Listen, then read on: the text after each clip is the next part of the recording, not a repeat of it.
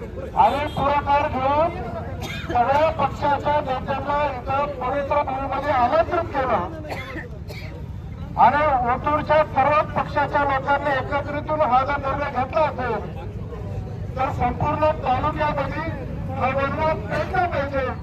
याच्याकरता या पवित्र चैतन्य महाराजच्या भूमीमध्ये आम्हाला सर्वांना तुम्ही एकत्र केलं त्याबद्दल प्रत्यक्ष ओतूर गावाचा तुम्ही बरोबर आभार मानतो। आपण सर्वजण पुणे नाशिक रेल्वे हे आपल्या जुन्नर तालुक्यामधून व्हावे म्हणून इथं जमलेलो आहोत। विशेषतः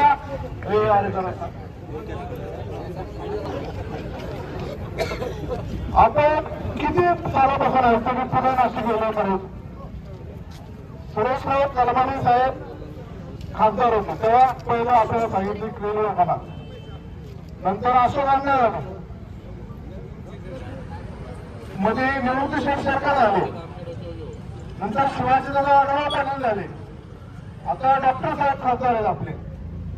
मी काही नेत्यांचा पक्ष असा म्हणत नाही, पण त्या काळापासून आपली पुणे नाशिक रेल्वे होणार आणि जुन्नर आंबेगावची भरभराट होणार तेव्हापासून आपण ऐकतो। नंतर ऐकलं त्या पिंक बुक मध्ये आले, म्हणजे आता गिनीज बुक मध्येच नोंद करायची भारी यांनी की नुसती रेल्वे होणार होणार होणार। पण आत्ताची जी सेमी हायस्पीड रेल्वे होती हे सरकारने मनावर घेतलं आणि विशेषतः शिवाजीदादा आढळराव पाटील आणि अमर कोल्हे यांच्यामुळं प्रयत्नामुळं ते प्रत्यक्षात उतरणार। इथे रेल्वे करत असताना सरकारच्या जेव्हा मिटिंगा झाल्या त्या मिटिंगला पण एक दोन मिटिंगला मी हजर होतो।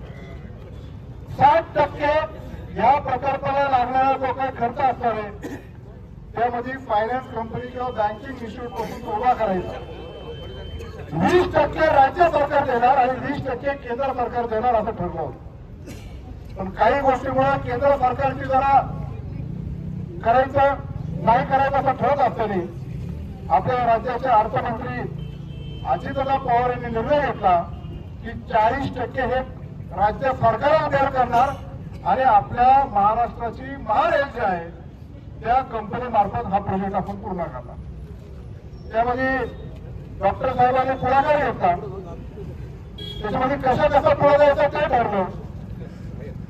या रेल्वे मार्गाचं लँड एक्विजिशन झाल्यानंतर 1150 दिवसामध्ये तो प्रोजेक्ट पूर्ण होणार असं महारेलने एकदम ठणकावून आम्हाला सांगितलं।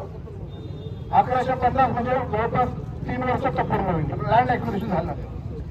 लँड एक्विजिशन करण्यासाठी पुणे जिल्ह्याला, नगर जिल्ह्याला आणि नाशिक जिल्ह्याच्या काही भागाला 3 वेगवेगळे प्रांत लेवलचे जमीन अधिग्रहण करण्यासाठी अधिकारी नेमले लँड एक्विजिशन ऑफिसर। त्यांना टार्गेट झालं की आपल्याला किती किती त्याला पैसे लागतील तेव्हा राज्य सरकारने पण तो मागवला गेला पैसा। जेव्हा इथं लँड एक्विजिशन होणार तेव्हा या तिन्ही जिल्ह्यातल्या लोकांनी आपल्याला आठवत असेल की आळे फटाला अवतरण केलं की रेल्वे संघर्ष कृती समिती की आम्हाला इथं रेल्वे जाऊन द्यायची ना, आम्ही जमीन जाऊन देणार नाही। तर आळे आणि परिसरामध्ये जी परिस्थिती निर्माण झाली की तिथं हा हायवे गेला म्हणजे आपला आले माशाचा, त्यानंतर आपला पिंपळा तालुक्याचा पाट गेला, त्यानंतर बायपास गेला आणि जवळपास 4 टॉवर लाईन महापालिकांच्या तिथून गेले आणि अजून आमच्या जमिनी किती घालवायच्या। त्यांचा अत्यंत तीव्र विरोध तिथं होता, तिथं होऊन देऊ नका, आमच्या जमिनी जाता येते। त्यानंतर त्या सगळ्या लोकांबरोबर ज्यांच्या जमिनी जातात त्यांच्याबरोबर खासदार साहेब आणि या लँड एक्विजिशन ऑफिसर आणि रेल्वेच्या ऑफिसरबरोबर चर्चा झाली। चर्चा झाल्यानंतर त्यांना जो मोबदला पाहिजे होता त्या मोबदल्याच्या संदर्भात कशा कशा पद्धतीने तुम्हाला मोबदला देणार याच्याबद्दल चर्चा झाल्यानंतर 70 ते 80% लोकांनी त्याला मान्यता सुचवली। मान्यता दिल्यानंतर लँड एक्विजिशनचे शेरे पडले काही ठिकाणी तर लँड एक्विजिशनचे पैसे सुद्धा शेतकऱ्यांना दिले। पण अशा पद्धतीने आता रेल्वेचा मार्ग आपला सुकर होणार। सेमी हायस्पीड रेल्वे झाल्यानंतर आपल्या जुन्नर तालुक्याला विशेषतः शेतकरी बांधवांना काय काय फायदा होणार ते अनेक ठिकाणी खासदार साहेब असेल, मी असेल, अनेक इथं उपस्थित असलेले राजकीय नेते सांगत होते। युवराजतर्फे नारायणगावला जे रेल्वे स्टेशन होणार होतं ते फक्त माणसांचं रेल्वे स्टेशन होणार नव्हतं, तर ऍग्रिकल्चर गुड्स वाहणारे रॅकचं रेल्वे स्टेशन तिथे होणार होतं। आपल्या आळ्याला जे रेल्वे स्टेशन होणार होतं ते फक्त माणसं वाहणार नव्हतं, पण आपल्याकडे माल जो राहणार आहे त्याच्याकरता ते रॅकचं रजिस्ट्रेशन होणार. आपल्या सेमी आउटपोर्ट रेल्वेबरोबर माल वाहतुकीचं म्हणजे कार्गोचं रेल्वे तिथून गेल्यानंतर आपल्या जुन्नर तालुक्याच्या सर्वच लोकांना तो अधिकचा फायदा झाला. रेल्वे स्टेशनच्या भोवती असणारे लोक संख्या वाढल्यानंतर त्यांना सेवा पुरवण्यासाठी व्यवसाय असेल, लॉजिस्टिक्सचा असेल, वेअरहाऊसचा असेल, अशा अनेक गोष्टी आहेत त्याच्यावर होणार. तर अचानक आपल्याला काही दिवसांपूर्वी बातमी कळाली की JMRT मुळे इथं प्रकल्प होऊ शकत नाही. तर त्यांनी मंत्री महोदयांनी तिथं काय सांगितलं की आता नाशिक, सिन्नर, शिर्डी, नगर, पुणे असं होणार. ऑलरेडी नगर ते पुणे रेल्वे आहेच, पुणे ते शिर्डी रेल्वे आहे, त्याला सिन्नर आणि नाशिक त्याच्यामध्ये जोडून ती परत पुणे नाशिक रेल्वे आम्ही अशी केली असं त्यांनी ते सांगण्याचा पराक्रम केलेला आहे. पण यांनी काय पुणे पासून तर नाशिक पर्यंत असणारे जी काय मुख्य जे 6-7 तालुके आहेत त्यांचा अजिबात त्याच्यामध्ये फायदा होणार नाही. हे जर आपल्याला करायचं असेल तर केंद्र सरकारचे मंत्री आणि राज्य सरकारचे जे प्रमुख कारभारी आहेत त्यांना जोपर्यंत ही सिरियसनेस येत नाही तोपर्यंत याच्यात काही हालचाल होणार नाही. मला आनंद वाटतो की एखाद्या मुद्द्यासाठी आपला जुन्नर तालुका एकत्र आलेला आहे. इथून मागेही बऱ्याचशा मुद्द्यांसाठी जुन्नर तालुका एकत्र आलेला आहे. पण आता इथं प्रमुख खासदार डॉक्टर अमर कोल्हे असतील, ते आमदार आता शरद दादा आहेत, आम्ही सगळेजण आपण इथं काम करतोय. आपल्याला एका दिशेने जर गाडा वाढला तर निश्चित प्रकारे ही रेल्वे होईल आम्हाला ठाम विश्वास. आणि आपल्याला सगळ्यांचा विश्वास आहे म्हणून आपण कोणाला इथं जमलं नाही. पण याच्यावर आपल्याला थांबून जाणार नाही. आपल्याला खासदार साहेब, आमदार साहेबांची वेळ घेऊन एक मोठ्या प्रकारचं सर्व सरपंचांना एकत्र घेऊन गावोगावच्या लोकांना जागृत करून एक पुढच्या 8 ते 15 दिवसामध्ये मुख्य जो पुणे नाशिक हायवे आहे मग तो कुठं बायपासला म्हणा, आळेपाटा चौकात म्हणा, चाळखोडीच्या टोल नाक्यावर म्हणा, कुठं ना कुठं हजाराच्या संख्येने जमून ठरवून सर्वांना एकत्र करून तो हायवे कमीत कमी अर्ध्या दिवसासाठी तरी बंद केला पाहिजे.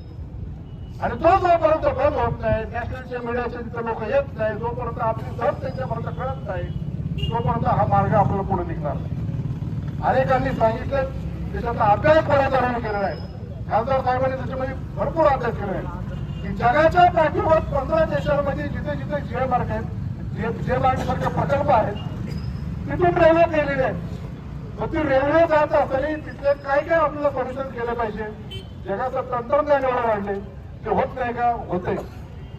या ट्रॉवलांच्या ओळख त्या JMRTने आकडा घातला की इथून होऊन द्यायचं नाही. मग त्या परेशांच्या कंपन्यांनी त्यांनी इथून टॉवरलॅक करण्यासाठी त्याच्यात आपल्याला काय बदल केले गेले पाहिजे ते बदल त्यांनी केले. तेव्हा ते JMRTने तिथं मान्यता दिली. ती मान्यता दिल्यानंतर सुद्धा शेतकऱ्याचा विरोध होतोच नाही असं नाही, पण होतं नाही असं होणार नाही. तर त्याच्यासाठी जे काही तंत्रज्ञान आहे ते अवलंबून जर करायचं म्हटलं तर राजकीय मंडळी आणि त्यांनी जर त्यांच्यामध्ये पॉलिटिकल विल पॉवर जर असेल तर हे 100% होणार. आणि आपल्याला जेवढा रेटा लावता येईल तो रेटा आपण सर्वांनी एकत्रितपणे लावला पाहिजे.